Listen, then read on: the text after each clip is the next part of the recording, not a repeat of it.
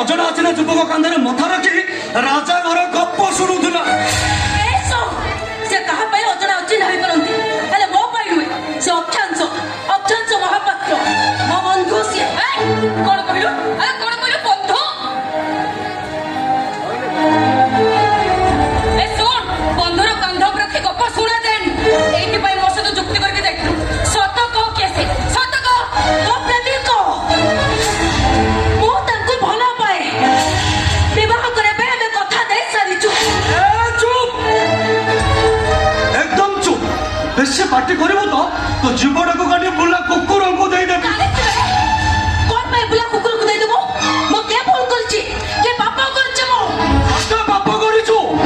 ଯୋଉ ଭୁଲ କରିଛୁ ସେ ଭୁଲର ଜମା କ୍ଷମା ନାହିଁ। କହୁନ, କଣ ଭୁଲ କରିଛି? ମୁଁ ପ୍ରେମ କରିଛୁ। ପ୍ରେମ କରିଛୁ ନା ପାଣ୍ଡିଆ ଯିଏ ପଢୁଛୁ ଭଉଣୀ, ଏ ପ୍ରେମ ଭଲ ପାଇବା ଏସବୁ ଗୋଟେ ଗୋଟେ ଛଳ ନାଟକୀୟ ଉପନ୍ୟାସରେ ଖୁବ ସୁନ୍ଦର ଲାଗେ, କିନ୍ତୁ ବାସ୍ତବ ଜୀବନରେ ଠିକ ସେମିତି ନୁହେଁ। ଥାଉ, ତୁ ମତେ କହିବା କିଛି ବି ଦରକାର ନାହିଁ। ତୋ ଉପରେ ଗୋଟେ ନଳିଆ ବସ୍ତ୍ର ଛକ ଭଲ ପାଉନି ଯେ ସିଏ ମତେ ଧୋକା ଦେବ। ମତେ ଭୁଲି ଦେବା ପରେ ତା ପାଇଁ ମୁଁ ବସି ବଂଶୀର ବିରହ ରାଗିଣୀ ଗାଇବି। କାହାକୁ କଣ କହିଯାଉଛୁ? ସେ ପୁଣି ତୋ ବଡ ଭାଇ। ବଡ ଭାଇ? ଯୋଉ ବଡ ଭାଇ ନିଜ ସାନ ଭଉଣୀକୁ ସ୍ନେହ କରିଚାଲି ସବୁ ଲୋକମାନଙ୍କ ସାମ୍ନାରେ ହାତ ଉଠିକି ମାଡ ମାରେ। ତାକୁ ଭାଇ ନୁହେଁ, ବରଂ ଗୋଟେ ପାଗଳ କୁହାଯାଏ। ଆଉ ଏମିତି ଗୋଟେ ପାଗଳକୁ ମୋ ଭାଇର ସମ୍ମାନ ଦେବା ମୋ ପକ୍ଷେ କେବେ ବି ସମ୍ଭବ ନୁହେଁ। କଣ କହିଲୁ? ଆରେ କଣ କହିଲୁ? ସେ ପାଗଳ ତାହେଲେ ଆଜି ଏତେ ଛୋଟରୁ ବଡ କରିଛି କିଏ? ପାଠ ସାଠ ପଢି ମଣିଷ କରିଛି କିଏ? ତ ଭଲ ମନ୍ଦରେ ସୁଖ ଦୁଃଖରେ ତା ପାଖରେ ଠିଆ ହେଇଛି କିଏ? ଆଲୋ ବଡ ଭାଇ ହେଇନି ବାପ ପରିକା ତ ପାଖରେ ଠିଆ ହେଇଛି। ସେଇଟା ତାର କର୍ତ୍ତବ୍ୟ ଥିଲା। ତୋର କଣ କିଛି କର୍ତ୍ତବ୍ୟ ନାହିଁ? ବଡ ଭାଇର କଥା ମାନିବା ତୋର କଣ କିଛି କର୍ତ୍ତବ୍ୟ ନୁହଁ? ନା, ତମ ମାନଙ୍କ ପାଇଁ ମୁଁ ଏବେ କର୍ତ୍ତବ୍ୟ କରିବି। ତମ କଥାରେ ମୁଁ ଅକ୍ଷାଂଶକୁ ଭୁଲିଯିବି। ପାରିବ ମତେ ରାଜା ଘରେ ବାହା ଦେଇପାରିବ? ରାଜା ଘରେ ତ ଛାଡ, ଅକ୍ଷାଂଶ ପରେ ବରଟେ ଖୋଜି ଦେଇପାରିବ?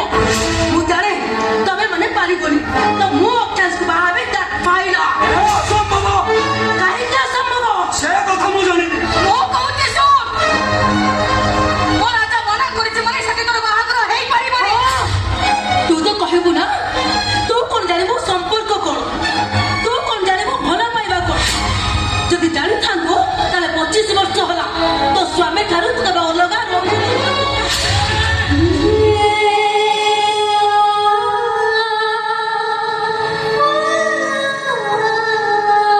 ଯିଏ ନିଜ ସ୍ୱାମୀକୁ ନିଜର କରିପାରିଲାନି, ତା ପାଇଁ ମୋ ପ୍ରେମକୁ ମୁଁ କେବେ ବି ଭୁଲି ପାରିବିନି। ପାରିବୁ ତୁ? ଅଲବତ ପାରିବୁ। କେତେ କଣ ହେଲେ ବି ସେ ଟଙ୍କା ସହିତ ତୋର ବାହାଘର ହବ। ଦରକାର ପଡ଼ିଲେ ତ ହାତ ଗୋଡ଼ ଭାଙ୍ଗିଦେବି, ଆଉ ଆବଶ୍ୟକ ପଡ଼ିଲେ ତ ଦଣ୍ଟେ ଯିବି ତୋତେ ଶେଷ କରି। ମୋ ଦେହରେ ହାତ ଦେବା ପାଇଁ ଚେଷ୍ଟା କରୁନ, ତାହେଲେ ମୁଁ ଭୁଲିଯିବି ଯେ ତୁ ହଉଛୁ ମୋ ବଡ ଭାଇ। ଏବେ ବୁଝୁଛି ତମେ ଦିଟା ମୋ ସୁଖ ଦେଖିକି ସହିପାରୁନ। ଜଣକୁ ପ୍ରେମିକା ଛାଡିଛି, ଆଉ ଜଣକୁ ସ୍ୱାମୀ ଛାଡିଛି। ସେଥିପାଇଁ ତମେ ଦି ଜଣ ମୋ ପ୍ରେମକୁ ମୋ ଠାରୁ ଛଡେଇ ନେବା ପାଇଁ ବସିଛ। ହେଲେ ମନେ ରଖ, ସେ ସୁଯୋଗ ମୁଁ ତମ ଦି ଜଣଙ୍କୁ କେବେ ବି ଦେବିନି। ମୁଁ ଏବେ ଅକ୍ଷାଂଶକୁ ଫୋନ କରିବି। ଅକ୍ଷାଂଶ ଆସି ମତେ ଏଠୁ ନେଇଯିବେ। ହ୍ୟାଲୋ ଅକ୍ଷାଂଶ, ତମେ କୋଉଠି? अरे तुम सामने रे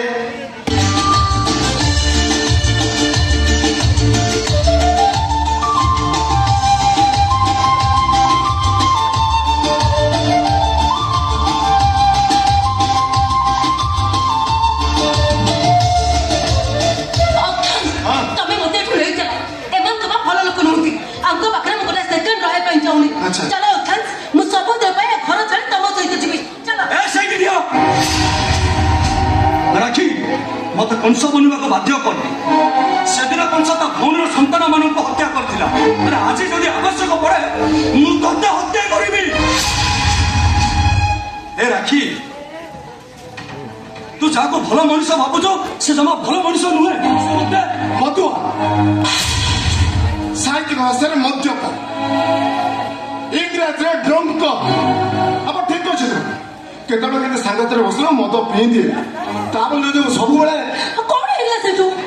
ମଦ ପିଇବା ଆଜିକାଲି ଗୋଟେ ଷ୍ଟାଇଲ